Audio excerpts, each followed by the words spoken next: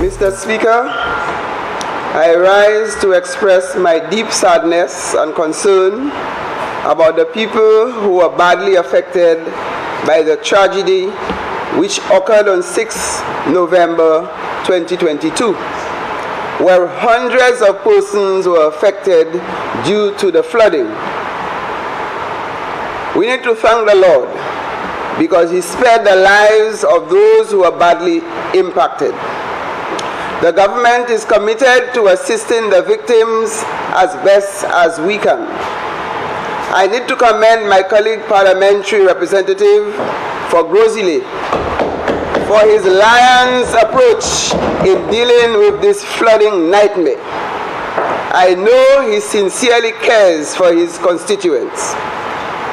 To the people in the Babono constituency, especially the farmers who lost an entire investment on their farms, I understand your plights, pains, and frustrations. So please do not give up. Let us support each other and start all over again. The government will try to assist to help you to get back on your feet. Mr. Speaker, my minister's statement today is to give you a brief update on the situation at the Borderley Correctional Facility and the efforts of the Home Affairs Department in combating crime in St. Lucia. Mr. Speaker, this government has a plan and a strategy to combat crime in St. Lucia. The plan is designed more at prevention by engaging in building the human resource capacity of its people and creating opportunities to involve the citizens in productive activities.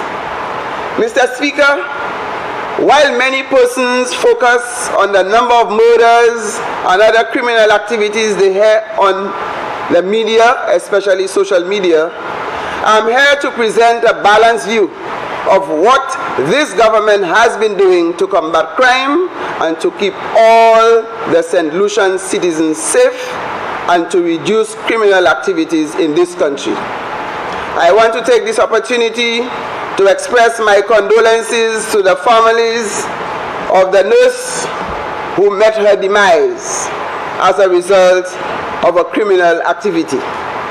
Mr. Speaker, I'm pleased to report that as of November 4th, 2022, a new director for the Borderley Correctional Facility was appointed in the person of Mr. Vungard.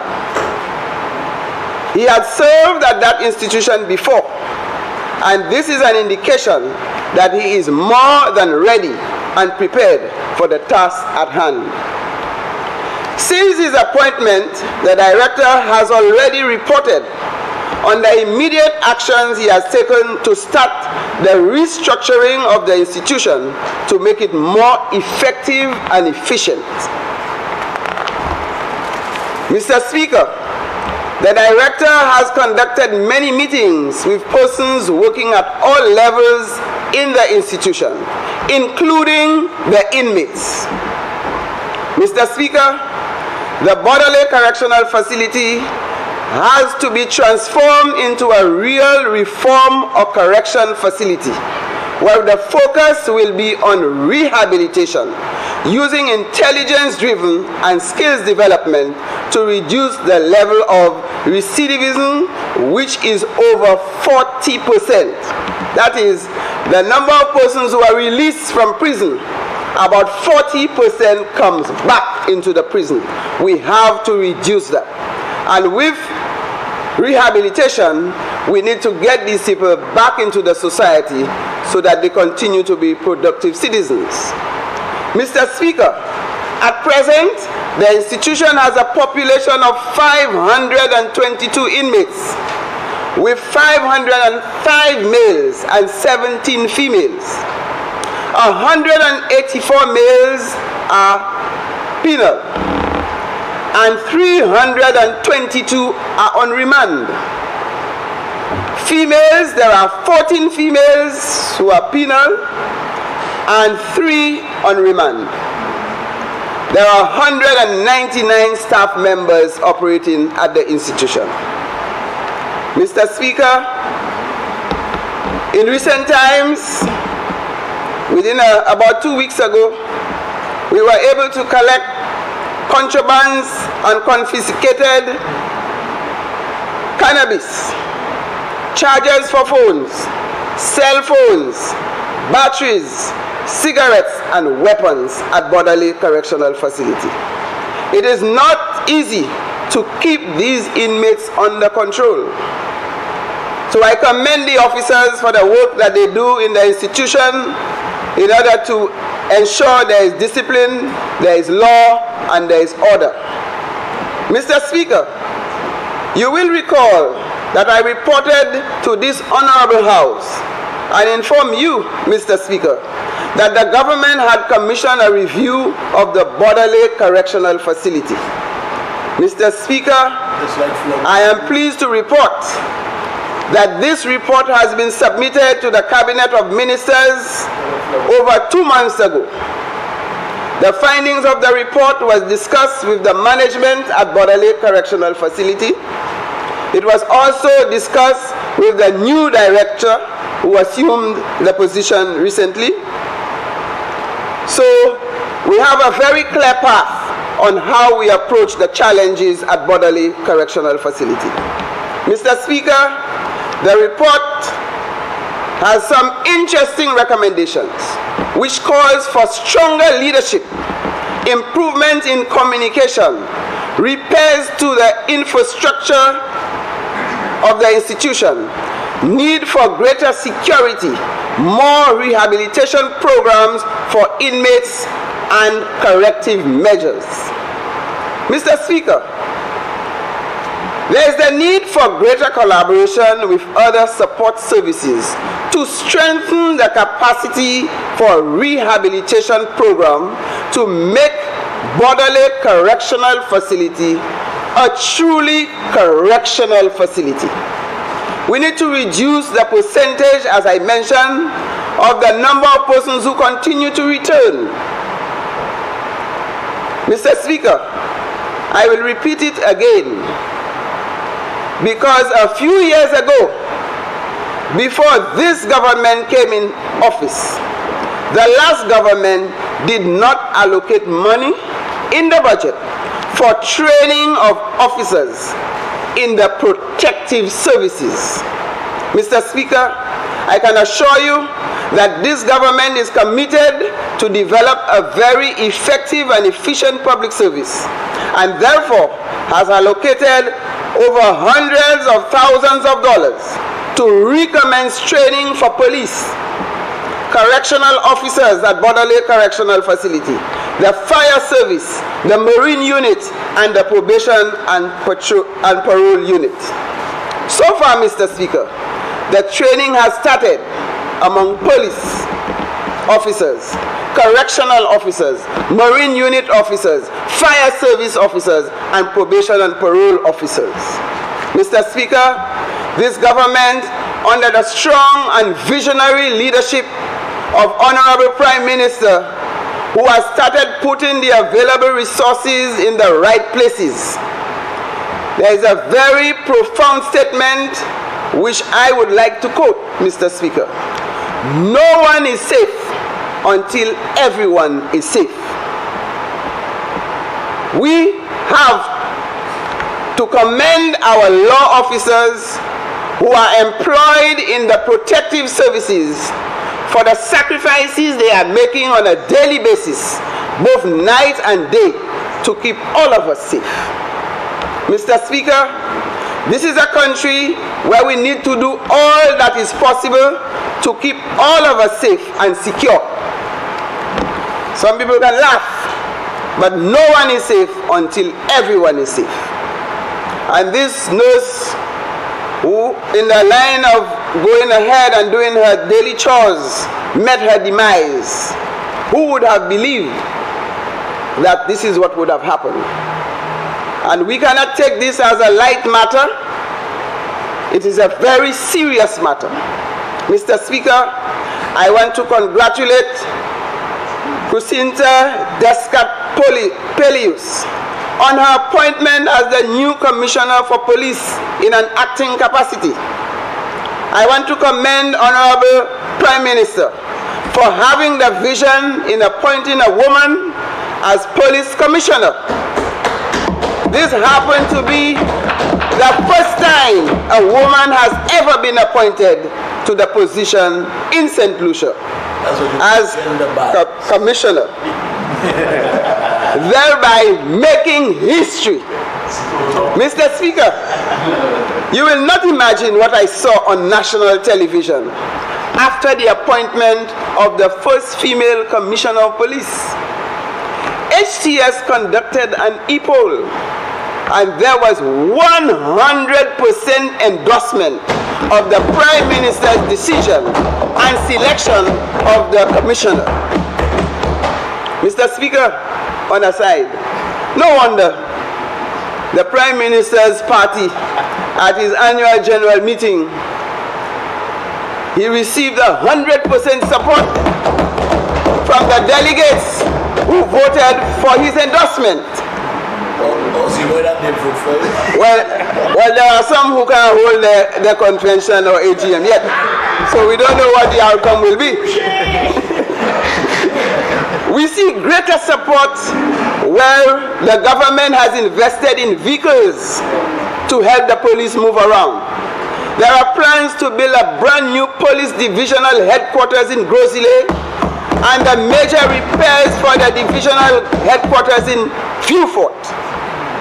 Training for police, training for officers, where over 40 new officers were recruited in the fire service. Monies are being spent to improve communications and security at the Borderley Correctional Facility. Training for the Marine Unit. New office space was acquired for the Probation and Parole Unit. Ongoing repairs in mostly all the police stations and fire stations. Isn't that a government who cares? The Marine Unit will also be getting its attention with regards to repair and improvement to electrical installation at the facility. Mr. Speaker, we are currently experiencing changes at the top leadership in the police force, the Borderley Correctional Facility, the fire service, the Marine Unit, and very soon there will be a change at the Probation and Parole Unit. We call this the changing of the guard, and we expect to build stronger leadership in the corrective and protective services so that we can combat the issue of crime, law enforcement, and greater discipline in our society. Mr. Speaker, this government is more than ready to bring about the necessary changes to make St. Lucia a safer and better environment for all of us to live and to become very productive in our society. Mr. Speaker, this government, under the leadership of a group of competent men and women, I make no apologies for that, is on the right path to complete recovery from COVID-19. You know what that did to our country. We had disasters, some call it islands, some call it economic. There are disasters in all areas, so we have to recover from that. We need to raise the hope of St. Lucian people, all of them, by putting our people first and invest in their future, especially the youth and the elderly. Mr. Speaker, as we are about to observe the 16th day of activism, starting from November 25th to December 10th, which is the time the whole world is calling for an end to violence against women. And what are we witnessing today? The demise of a woman. We have too much violence in this country. We need to manage our anger and learn to love and care for each other. We need to share and show concern for our neighbors, friends, co-workers, and try to live in harmony with each other. We need to show concern for the less fortunate and share the little that we have among each other. Mr. Speaker, we have to help those who became victims of the recent flooding in the north of the island. The Gender Affairs Department, which is another department under my watch, has secured about 1,000 dignity kits to distribute among the flood victims as a form of support to them. Mr. Speaker, with the help of the Almighty God and the support of the people all over the island and those at the regional and international levels, we will grow from strength to strength in a peaceful, safe, and secure environment to live and work together as productive citizens. Mr. Speaker, moi voulais dire tout gens ici, nous n'y pour vivre en la paix. Nous n'y pour les nous n'y anti désagrément, nous n'y pour venir ensemble pour nous ranger ça. C'est pas servir gon coup là pour tuer yon à l'autre qui a aboli problème nous n'y un pays simple ici. Et fait actuellement nous ka travailler sur ces polices là, nous ka travailler sur ces gens bordelais, nous ka travailler sur ces gens fire service là. C'est moun ça là pour protéger nous. Et le gouvernement ça là ka mettre l'argent pour aider situation. Pour nous voir qui c'est moun ça là ni indique là yo brisé. Pour yo ça fait travail bien. Et moi ka demander tout Saint-Lucien pour supporter ces moun qui ka travailler pour protéger nous. Parce que la panique, personne pas qu'à les sauve, si nous tous pas les sauve. We have to make everybody safe for us to be safe. There is no safe place to hide except making everybody safe. So those of us who are here in this honorable house, those of us who are listening out there, we have a responsibility to ensure that we secure our country, our Helen of the West, the most beautiful island in the West Indies. We are winning awards and awards, and we cannot make her unsafe for our citizens and our visitors. Mr. Speaker, I thank you for listening.